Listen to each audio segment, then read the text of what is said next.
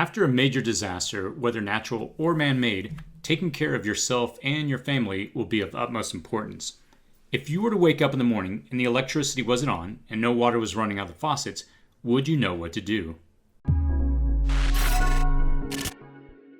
This video is supported by Energy. Energy produces the Kodiak solar generator, which I've reviewed on this channel before. It's a lightweight device that packs a large punch that can power critical devices like your refrigerator, phones, and other important electrical devices if the grid goes down. Check out the link in the description section below to learn more and use coupon code CITYPREPPING for 20% off your purchase at the energytech.com website. When starting to get serious about prepping, or just emergency preparedness in general, it can be a bit overwhelming not knowing where to start. The goal of this video is to serve as a starting point you can build on. I won't overwhelm you with the advanced elements and goals most people that call themselves preppers achieve over years of prepping, but rather in this video, I'll lay down the immediate short-term goals for those just starting out. If during the video you have any feedback or questions, please post those in the comments section below, as I always learn a lot from the community and always love to provide feedback and support for those with questions. Let me start off by saying that FEMA recommends a 3-day supply of emergency items at a minimum. I'd recommend a 2-week minimum supply as the first milestone. I recently spoke to people in Florida that were impacted by Hurricane Michael, and 2 weeks worth of supplies was a bare minimum some recommended.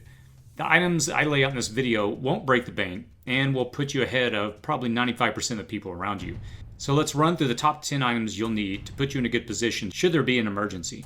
I'll put these items in order of priority. If any time you want to pick up any of these items I discussed in the video, I'll put links in the description section below where you can purchase these items if you'd like to support the channel. I'll also provide links to each of these points for more in-depth videos covering each of these 10 points. So let's jump in. Number 1 is water storage. The general rule of thumb is 1 gallon of water per person per day. If you're just starting out, you can pick up the 1 gallon water containers at the store and store these in your pantry or closets. You might want to consider moving up to a portable 5 gallon water storage container, which can be stored and rotated in your home. Again, the goal is 1 gallon per person per day. So for a family of 4, you would want to have 4 times 14 or 56 gallons of water, which is going to cover you for 2 weeks. If space permits, you definitely want to add a lot more for other things you'll need like washing your hands or for cooking, but this number should serve as a bare minimum starting point. The ability to purify in water is just as critical. Having the ability to boil your water, purify, and filter it is critical when the water supply has been compromised. Dysentery, cholera, and other human infectious diseases are rampant after the water infrastructure is impacted by a disaster. At a bare minimum, having a small water filter like a Sawyer mini water filter would be an excellent and affordable option to have on hand.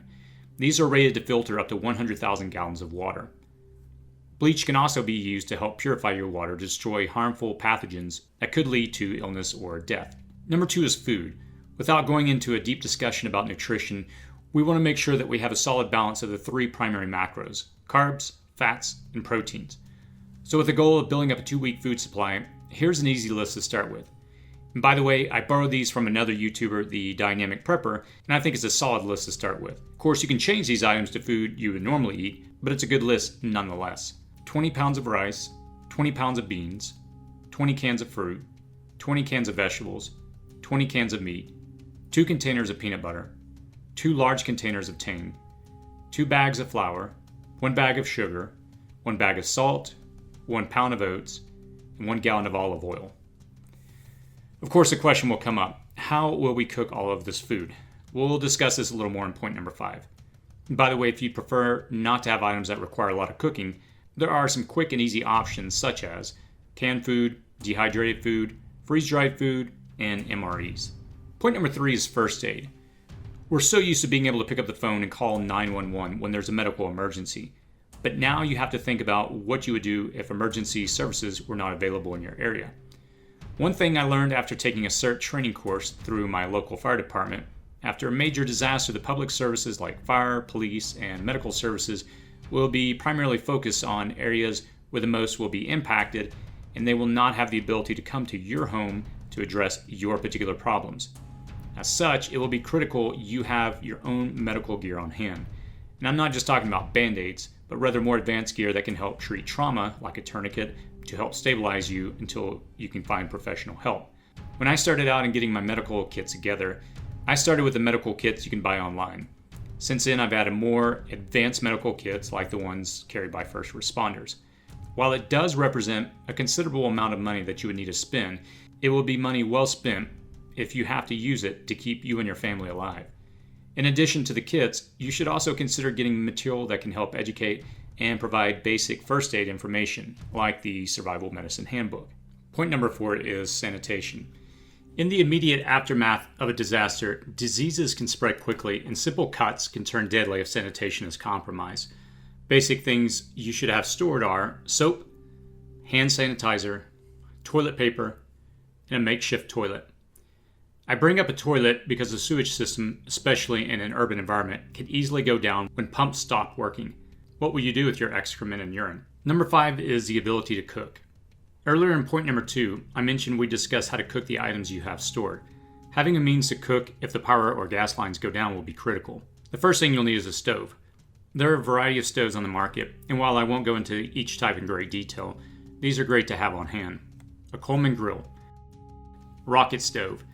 These are super efficient and can burn a variety of biomass, which are often plentiful after a disaster. Solo stove. Again, these are a very efficient type of stove that can burn small debris. Propane barbecue grill. Most people have these in their backyard, but this would be the last on my list due to their inefficiency and the issue of OPSEC, which I'll discuss in a moment. Regarding fuel, I keep 2 primary types of fuel on hand. Propane. You can store this for long periods of time in propane tanks without it going bad. And the second I keep is wood. I keep a small wood rack behind my house, which I add to whenever I'm clearing out wood around my house. Both are important to have on hand for standby should they be needed. And last is utensils. Having a combination of basic cooking utensils, pots, pans, and other items. Cast iron is great should you need to cook over a fire. Number 6 is power source and lighting. The first item is flashlights. Have a LED flashlight for each family member. Batteries. I try to keep a fresh box of AA and AAA batteries around our house at all times. My next plan is to start investing in rechargeable batteries so I have a way of continuing to power my devices if the grid doesn't come back for an extended period of time. And how will I charge those batteries, you might ask? And that leads us to the next point. Generator. The 2 primary options on the market are gas and solar generators. Both have their pros and cons, and if you have a tight budget, there are entry-level options on the market for both. Personally, power is one of those things I'll definitely want and need to power my cell phone or run a refrigerator. Number 7, having cash on hand. When power goes down, the banks and ATMs will go down as well.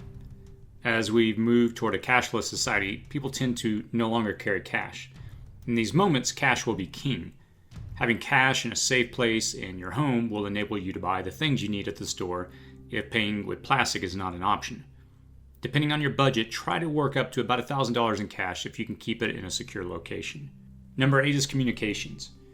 The first item you should pick up is a radio. When starting out, you can get a simple radio like the one sold on Amazon by the Red Cross. These are very simple radios that have a hand crank that will allow you to stay informed with what's going on around you. A ham radio. Another affordable option is an entry-level ham radio that will allow two-way communication. During an emergency, you are legally allowed to broadcast on these devices without a license. Corded phone. Many of us have moved away from corded phones and simply rely upon our mobile phones. But a dedicated phone line in your house generally will work when the power goes down. Point number 9 is mobility. Most of the items mentioned above will be useful if you are able to stay in your home. But what would you do if you were forced out of your home due to something that was beyond your control, like a hurricane, earthquake, or fire? In these situations, you'll need to be able to grab your stuff and go. Having a bag with necessary items, aka bug-out bag, will provide you with the essentials to survive out of your home. This bag should provide you with the following: shelter, water, food, and security. While covering the details of what should be included in this bag is a bit beyond the time that I have to cover in this video, I'll provide a link in the description section below that documents this in greater detail. The last point, number 10, is self-defense and OPSEC. Depending on the severity of the event, you may be left to defend yourself and your family if things collapse to a point where people get desperate.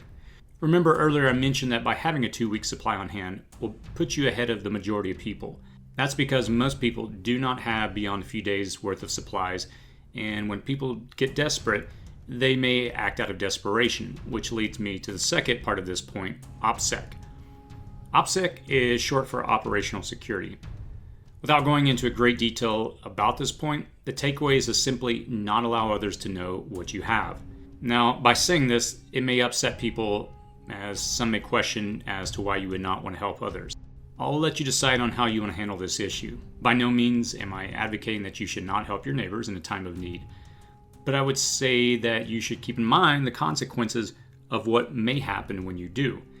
The moment others find out you have supplies, you may have a line outside your door, which opens up a whole new series of problems, and how you handle this is really going to be up to you. So hopefully this video will help those starting out to lay a foundation that they can build on. Again, this is a starting point that I believe with a little budgeting and patience you can achieve. I posted links in the description section below to each of the items that we discussed, and I also provided links to more in-depth videos on each of the subject matters that we covered should you want to study more. If you enjoyed this video, please click the like button, share on social media, or subscribe. Also, please post any feedback in the comment section below. As always, be safe out there.